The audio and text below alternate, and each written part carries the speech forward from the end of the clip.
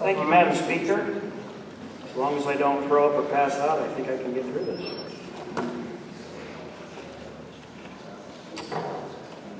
First, Madam Speaker, I must confess, there will be a small amount of cussing as I deliver this speech.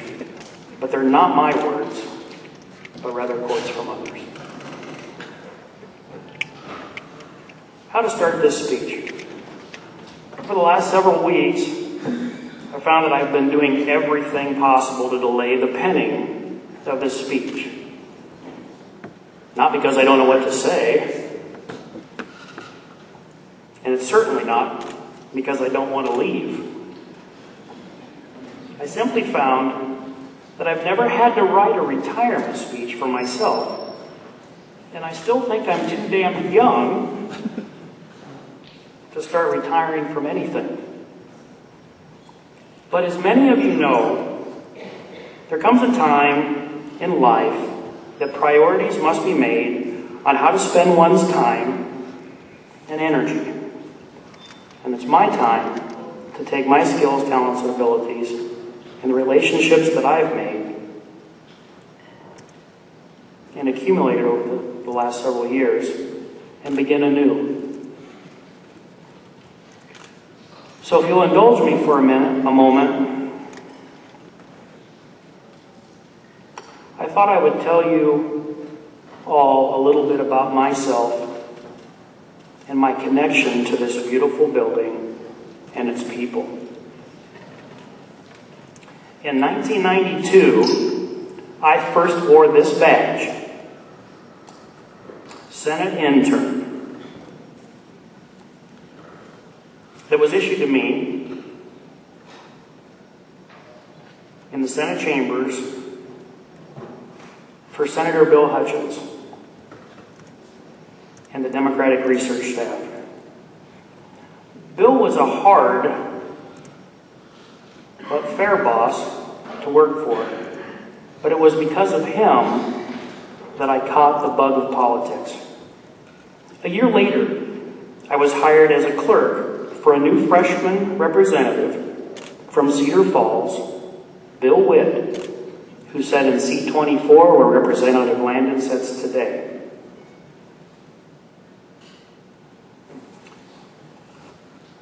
Representative Witt was a good man and an incredible photographer.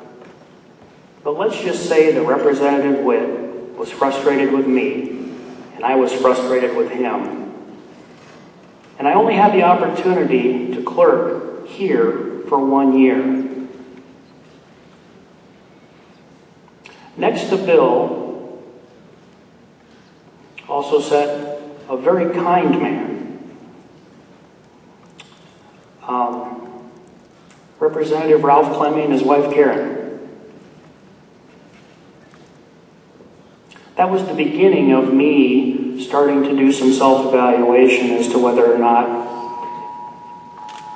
Dave Heaton, it's happening. There's a tornado warning in the middle of my speech.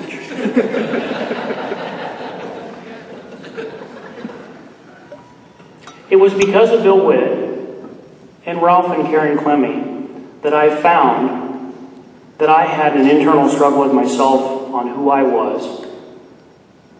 But what Bill and Ralph showed me was that even though we had huge differences on how we thought we should look at policy and budgets, Bill and Ralph became friends. And whether they knew that or not then, they made a great impression on me that lives with me today.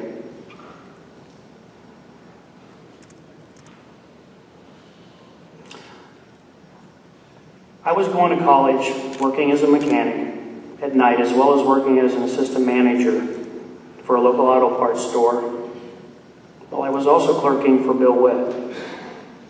Bill was the first person to pull me aside and have the talk about maybe having too much on my plate. While I didn't appreciate it at the time, in retrospect, that was the beginning of me reevaluating myself, who I was, where I wanted to go in life. And part of the reason why I made the decision earlier this year not to run. again, because my plate was filling up.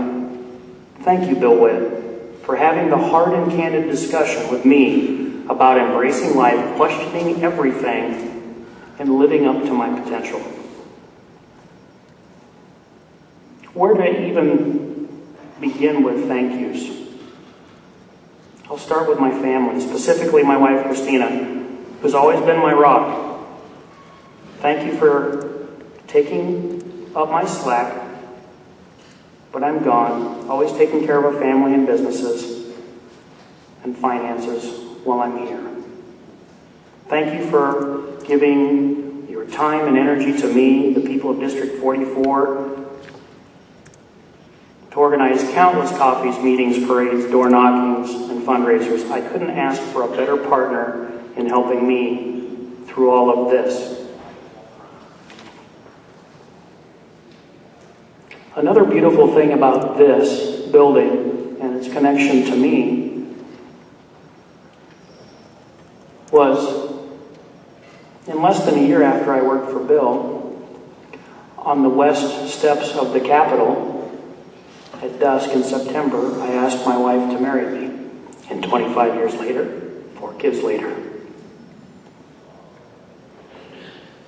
this has always been a special place.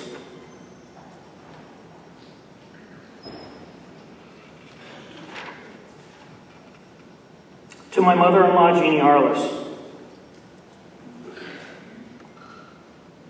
who has always helped our family in so many ways while I've served, from cooking to cleaning to running kids around, constantly campaigning and volunteering, arguing with people on social media about how great I am and how terrible they think I am. Thanks, Jeannie, for cutting that one down a little bit. You've always been my secret weapon that has given me the freedom to be able to tend to this job.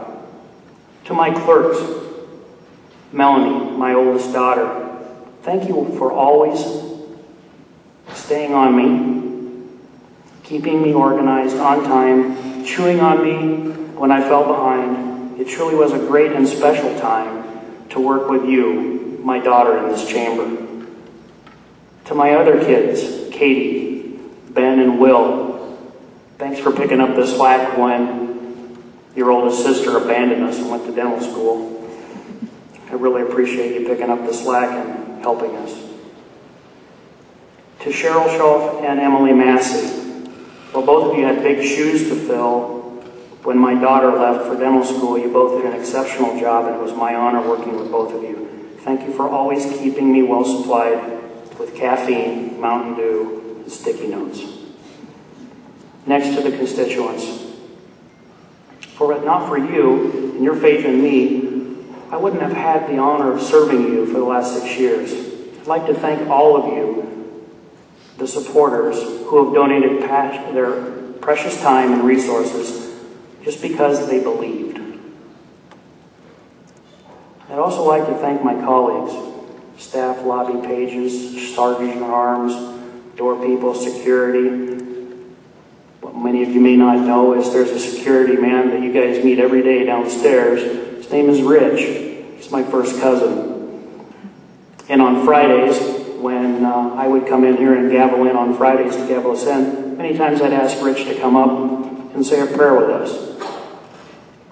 Interestingly enough, I've got to spend more time with Rich in the last 6 years in this chamber than I'd seen him in 15 years prior. I also want to thank the security, janitors, cafeteria personnel, tour guides, advocates, and critics. There's just too many people to name, Madam Speaker. But you know who you are. And again, I thank all of you. Madam Speaker and my colleagues, thank you for putting up with my pig-headedness, fierce independence, and occasional crankiness. It's appreciated more than words can express. And if you want someone to blame, call my mom.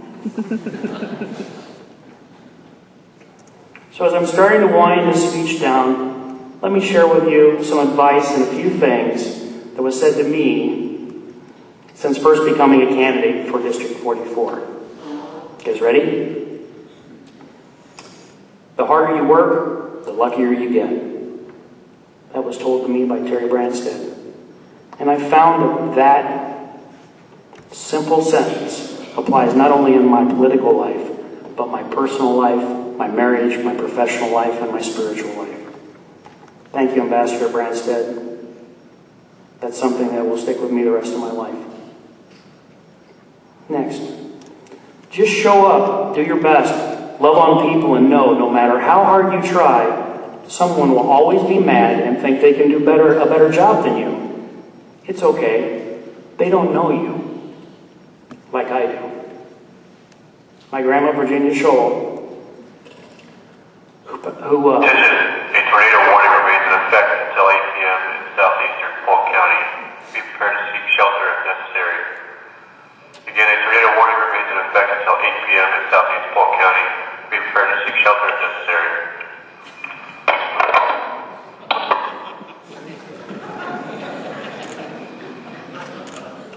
Thanks, Grandma. Grandma Gigi passed away long after I won my first election, a lifelong Democrat, but proud of me as her grandson. This one you love. For the love of God, Rob, what have you done? And Republican? We thought we raised you better than that. That'd be my mom and dad. Governor Robert Ray. Last time I went to dinner with him, he said this: listen more than you talk. If you want to make a call, please hang up and then dial your operator.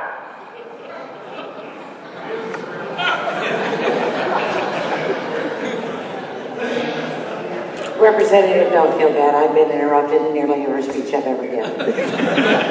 Just deal with it, right?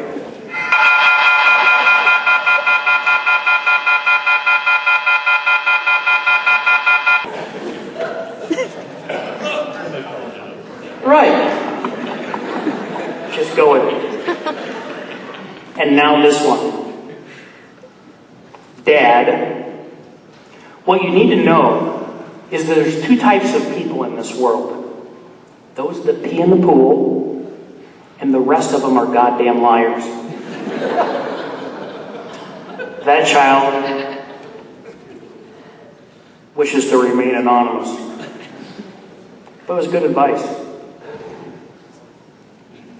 Here's a few of my thoughts. Since I've taken this job the last 6 years, the fastest way to disarm bullying and anger is with kindness and understanding. Second, time takes care of many things, but when you push time, it pushes back. And this is the sticky note on my computer screen in my office. Just because you can doesn't mean you should. It's humbled me to have sat at this desk for the last 6 years, at seat number 18. Not because Pat Grassley used to sit here, or Chip Baltimore. Why, they think that was cool and all. That's not why I did it. It's been occupied by 35 Republicans and 12 Democrats.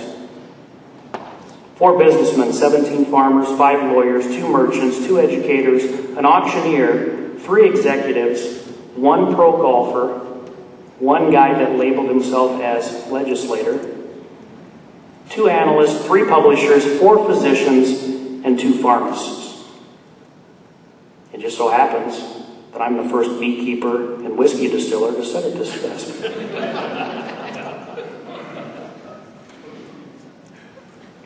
In year 1, I chose this desk for a couple of reasons. First, the number 18 in Chinese is recognized as a lucky number.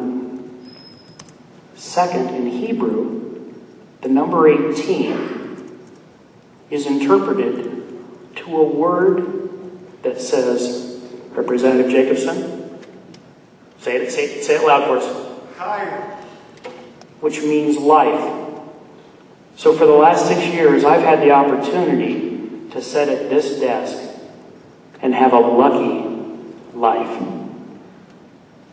It's been an experience of a lifetime to serve with all of you, my colleagues, friends, my family.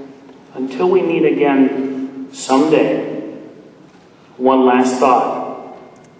Never swim near any of the Taylor family kids in a public pool. God bless all of you, and God bless the people of Iowa. Thank you, Madam Speaker.